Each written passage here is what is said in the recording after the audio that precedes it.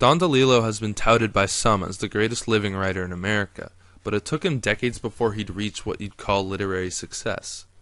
White Noise represents a major turning point in Delillo's career, and although there is much to be said about his earlier works, his apocalyptic and darkly comic vision of the United States, at least up to that point, was no better defined by White Noise. Not only is it a close examination of the late 20th century American condition, but it has recently become one of the defining texts of postmodernist literature. Now, I'm sure some of you are skeptical about the term postmodernism, but as I will address in the analysis, it's more than just a baseless dead end. White Noise tells the story of Jack Gladney, a Midwestern professor specializing in Hitler studies.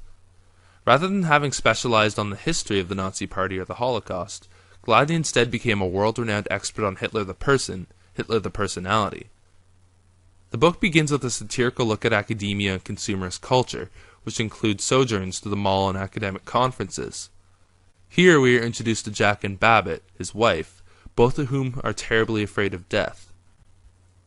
Considering the lives they enjoy at the moment, their worries seem completely absurd until something called the airborne toxic event causes them to flee. A noxious gas, similar to the 1984 incident in Bhopal, India, which caused the death of thousands, spreads over the town, but luckily they survive. This event, though, becomes a major turning point for Jack, as he feels he'll look death right in the eye. This isn't the end of his worries, though. Though Jack discovers pills that Babbitt had been hiding from him, he confronts her, resulting in her confessing that she uses them to alleviate her fear of death. This leads Jack, who has become increasingly paranoid, to go straight to the source and find where the pills are coming from.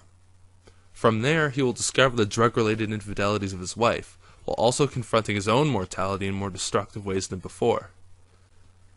When people think of postmodernism, one of the first words they associate with it is irony. Delillo employs irony humorously in this text, of course, but behind the comedic portions, there is a much more poignant message he is trying to communicate. As the title of the novel suggests, Delillo is demanding answers about the effects of media through various electronic devices, including television and radio. A title, White Noise, suggests a monotone, featureless void, but also suggests something impassable and total that we cannot go beyond. And this is what I believe this novel is confronting.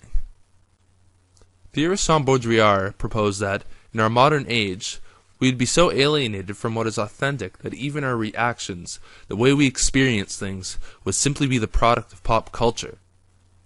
There are a few parts in White Noise that suggest this. At one point, they take refuge in what is touted as the most photographed barn in America. But it is inauthentic because we can no longer experience the barn, but only experience, well, the experience. It's similar to tourists who go to Paris because of the supposed experience it provides, only to be alienated by how touristy it actually is. The imagined experience of the barn has overridden its actual purpose. There's another famous line in the novel that speaks to this alienating condition. When Jack notices the pollution-colored sunset, that is, the sunset tainted by the airborne toxic event, he calls it a postmodern sunset. On the surface, he's referring to the environmental catastrophe creating something beautiful.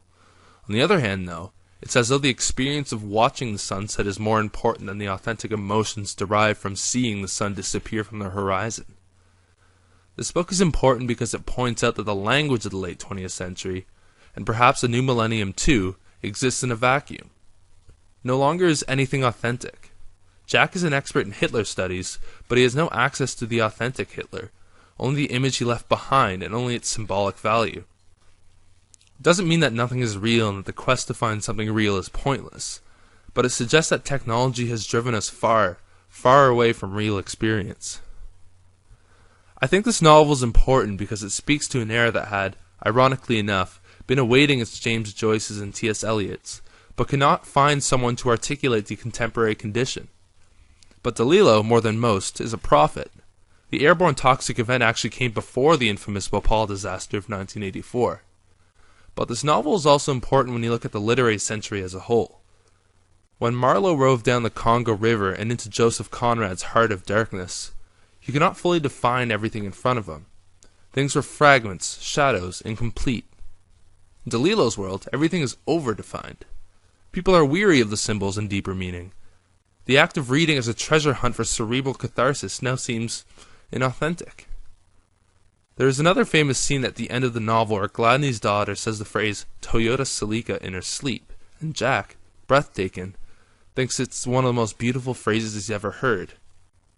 Yes, the postmodern condition has alienated us from what we might call the truth, but there's still hope for authentic moments to exist. But to frame those moments, to expect those moments, is to erode their value completely.